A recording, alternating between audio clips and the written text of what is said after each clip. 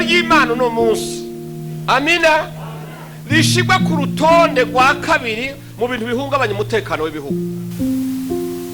Harishe umuhamagaro waje wundi waturutse ahandi utari muri Bibiliya mu bavugishwa b'Imana. Nta wigeze awuvugishwa nko kuzoba. Imana ishimwe cyane. No muberekwa nta wigeze awubona. Ahantu waturumbukanye nta muntu ahazi. Kandi abantu jewe ndamaze kumva imvugo yabo. Muwe muza muri yumvira imvugo z'abantu. Imana ishimwe cyane. Igihe cyose uri mu bintu abantu bakubwira ngo turi he, ngo turi inyuma yawe, sivyo? Turi inyuma yawe, ihangane turi inyuma yawe. Mu bibazo byawe turi inyuma yawe. Kubera ko batavuga ngo turi imbere yawe. ibibazo by'umuntu biza inyuma, biva hari imbere. Abahanganye n'ibiva imbere. Muga abantu ngo turi inyuma yawe, sivyo?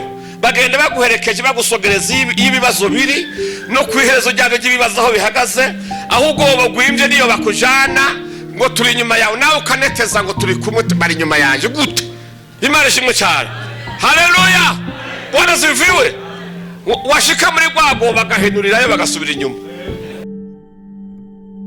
Biragoye. Ariko naganda kubwire abantu bari mu kibuga bariko bakina umupira bahanganye n'uwundi muntu n'iyindi migwi. Imana ishimwe cyane.